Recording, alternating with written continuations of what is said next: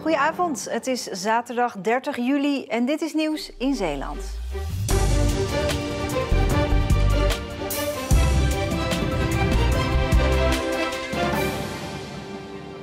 Een dikke knuffel tijdens de vakantie-BSO in Oost-Soeburg. Pedagogische medewerkers als deze dame zijn zeer gewild. Het tekort aan hen is zo nijpend dat er op sommige plekken lange wachtlijsten zijn en er tijdelijk groepen moeten sluiten.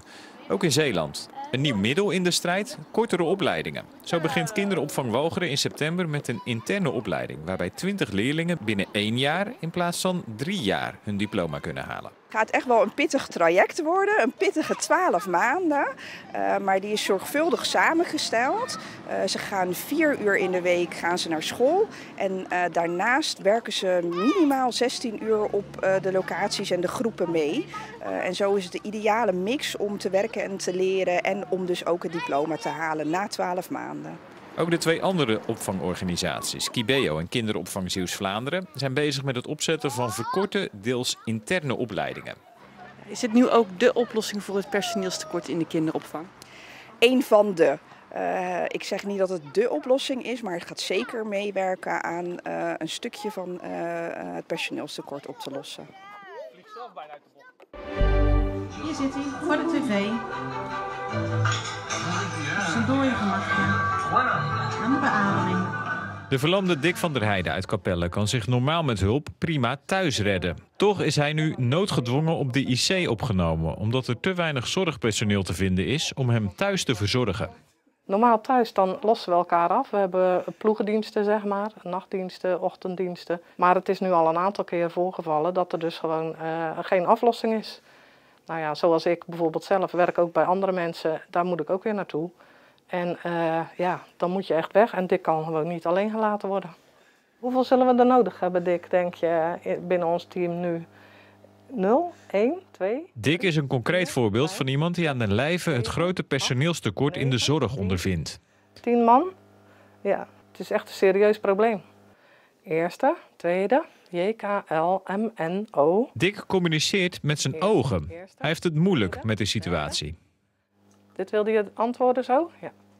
Hij vindt het diep triest dat een gezond iemand, zoals hij, op het IC een bed nodig heeft. Via Facebook deed hij dan ook een noodoproep in de hoop nieuw personeel te vinden. Hij heeft nu alleen de zorg die hij nodig heeft en verder eigenlijk niet. Dick heeft ook een eigen website waarin hij band recenseert. En ja, dat is zijn lust en zijn leven. En dat kan nu gewoon allemaal niet. De 30e editie van de Supercross Aagtenkerk had al lang vrede moeten zijn. Maar ja, corona. Gisteren was het dan toch zover en konden in totaal 250 motocrossers eindelijk van start. Ik ben eigenlijk al heel de week blij geweest, want het opbouwen met de mensen die we 3 jaar terug voor het laatst gezien hebben hier op dit weiland was gewoon een stukje reunie. En dan begint dat motocrossbloed, dat begint te kietelen. En motocross zit in je, dat gaat er nooit uit. Dus ik was gewoon hartstikke blij.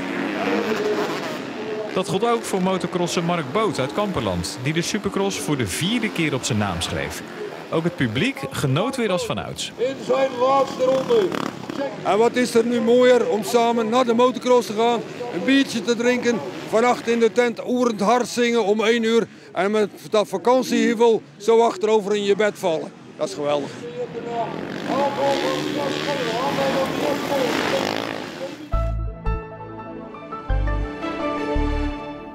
Het wordt morgen in het weer andere koek, want een front uit het westen zal veel bewolking en af en toe regen brengen en wat meer wind, want vandaag was het heel rustig met een zwakke wind en nog een tijdje die middelbare en hoge bewolking.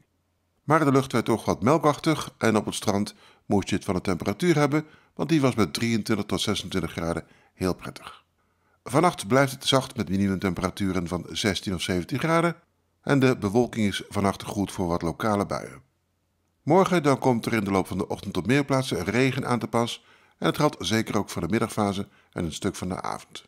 Er kan 5 mm of meer in totaal vallen en het kan ook wat druilerig gaan worden en maxima van 21 tot 23 graden en windkracht 3 tot 5 uit het zuidwesten morgenmiddag. Maandag is er een noordwestenwind, dat geeft meest droog weer met opklaringen en een enkele bui. Daarna zijn dinsdag en woensdag 2 warme dagen.